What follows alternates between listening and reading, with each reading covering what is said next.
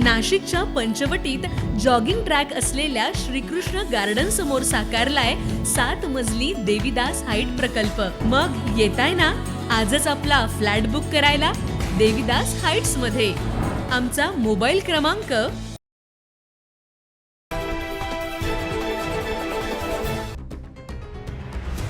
गेल्या काही दिवसांपासून कांद्याच्या भावात मोठी घसरण झाल्याचं पाहायला मिळत आहे। यामुळे शेतकरी पुन्हा एकदा मोठ्या संकटात सापडलाय।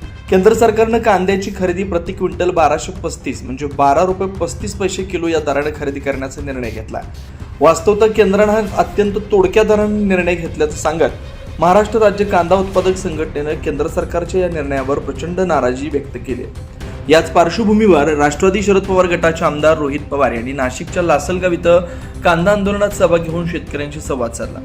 गेल्या काही महिन्यांपासून शेतकऱ्यावर सातत्यानं अन्याय सुरू आहे। तो अन्याय कमी झाला पाहिजे आणि शेतकऱ्यांना न्याय द्यायला पाहिजे। शेतकऱ्यांना स्वतः कष्टाने पिकवलेला कांदा आहे, त्याला कुठं 3 रुपये 4 रुपये 5 रुपये तर काहींना 1 रुपया अशा पद्धतीने भाव मिळत असेल तर या विरोधात सर्वांनी लढा लढणं महत्त्वाचं आहे। कांद्याला भाव मिळाला नाही तर शेतकरी अडचणीत येईल असंही रोहित पवार यांनी सांगितलंय।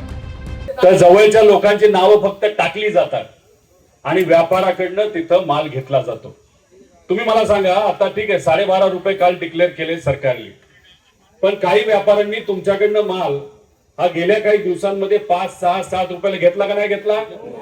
हाच माल तिथं 12.5 रुपयाला त्या ठिकाणी घेतला जाईल आणि त्यात नफाखोरी होईल। मी खोटं बोलत नाही, त्याच्या मागे काही पुरावे आहेत। तुम्ही ऐकलं असेल, या जिल्ह्यामध्ये एक माणूस खूप फेमस झालाय नजीकच्या काळामध्ये। कोण? अशीच एखादी नाफेडची खरेदी केंद्र कोणाच्या मालकीचं होतं माहिती का? खराबच्या नावाने होतं आणि त्यात त्यांनी पैसा खाल्ला, पैसा काढला। तुम्हाला मिळाला का? त्यामुळे हा जो लढा आहे तो आपल्या सर्वांसाठी लढण्यासाठी अतिशय महत्वाचा आहे। आम्ही इथं काय राजकारण करण्यासाठी आलेलो नाही। इलेक्शन आहे का कुठलं? आता कुठलंच इलेक्शन नाही, पण इथं कशासाठी आलोय? तुमच्यासाठी आलेलो आहे। का तुमच्यासाठी आलेलो आहे? कारण का हे जे उत्पादन आहे, जे काय रब्बीचा कांदा आता मार्केटमध्ये आलाय, त्याला जर तुम्हाला भाव नाही मिळाला तर तुमच्या मुलांना शिक्षण घेण्यासाठी अडचणी येणार आहे। तुमची जी मुलं आता कॉलेजमध्ये असतील, मुली कॉलेजमध्ये असतील, त्यांचा जे आज आपल्यामध्ये उपलब्ध झाले ते आदरणीय रोहित दादा, आदरणीय सुनील भुसारा साहेब, माझे सहकारी मित्र, म्हणजे त्यांचं तर मी कौतुक करेन की 8 दिवस म्हणजे 8 टेम्परेचर मध्ये हा माझा शेतकरी कांदा शेतामध्ये काढतोय, ट्रॅक्टर मध्ये घेऊन येतोय आणि घेऊन आल्यानंतर त्याला वाटतंय की आपल्या कांद्याला कुठेतरी भाव मिळेल।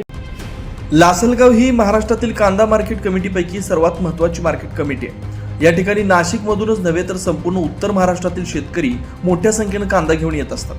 त्यामुळे आताही या आंदोलनासाठी मोठ्या प्रमाणात शेतकरी आलेले आहेत। त्यासोबत संवाद साधून आम्ही पुढे काय करायचे ठरवणार असल्याचं रोहित पवारांनी स्पष्ट केलं। 9 न्यूज महाराष्ट्रासाठी प्रतिनिधी आम्रपाली बाग, लासलगाव।